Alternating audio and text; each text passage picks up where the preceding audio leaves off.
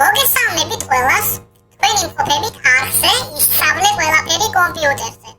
დღევანდელი ვიდეო გაკვეთილით მე მინდა გასწავლოთ თუ როგორ შეგვიძლია ჩვენი კომპიუტერის მონაცემები და მისი წარმადობა შევაფასოთ ძალიან მარტივი ბრძანებით, რომელიც PowerShell-ში აქტიურდება.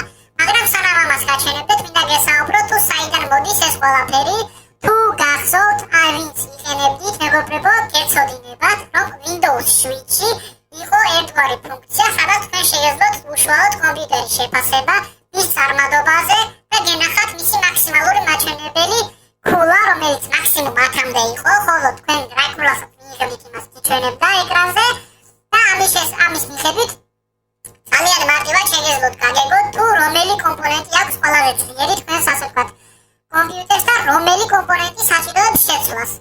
თანამედროვე Windows-ში სამწუხაროდ ეს ფუნქცია ამოჭრილია, მაგრამ არის გარკვეული ბრძანება, რომელიც PowerShell-ში აქტიურდება და თქვენ შეგიძლიათ PowerShell-ში ამ კონკრეტული ბრძანების გააქტიურებით Windows-ის კომპონენტებისა და მისი წარმადობის შეფასება. პირველ რიგში გავხსნათ ჩვენი ასე ვთქვათ PowerShell-ი ადმინისტრატორის სახელით და შემდგომ შევიყვანოთ შემდგომი ბრძანება.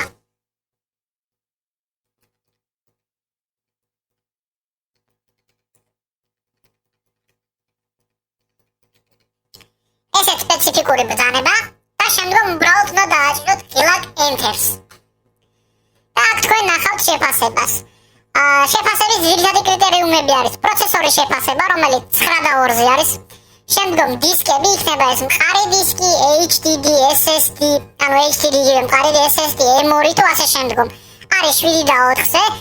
ამ ყველაფერზე გავლენას ახდენს ის თუ რა დონის დატვირთვით არის თქვენი მყარი დისკები შევსებული. ჩემ შემთხვევაში ძალიან ბევრი ფაილია ჩაწერილი და ტერაბაიტობით ინფორმაცია მაქვს ამ მომენტში კომპიუტერზე, ვიდეო მასალები და ასე შემდგომ, რის გამოც ძალიან ბევრი ქულა არ მაქვს. შემდგომ გრაფიკული მაჩვენებელი, ანუ ეგრეთ წოდებული ვიდეო ბარათი, რომელიც 9 ქულაზეა და ოპერატიული მეხსიერება, რომელიც 9/2-ზეა. საერთო შეფასება კი არის 7/4.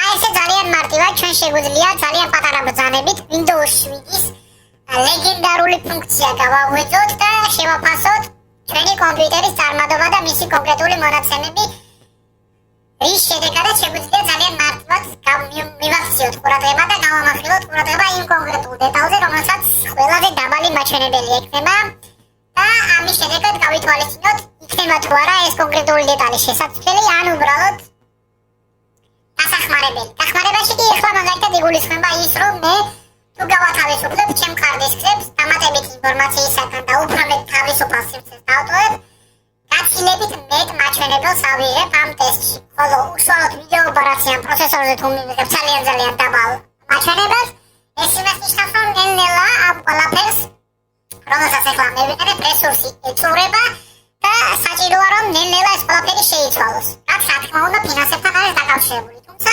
ამ მომენტში ამაზე არ გვაქვს საუბარი. აი ესე ძალიან მარტივად PowerShell-ის დახმარებით თქვენ შეგიძლიათ საკუთარი კომპიუტერის წარმადობა და მონაცემები შეამოწმოთ და მიიღოთ მაჩვენებელი, რასაც დააგებს უშუალოდ ტესტი. დღეისათვის სულ ეს იყო. ძალიან დიდი მადლობა თითოეულ თქვენთაგანს ყურადღებისათვის.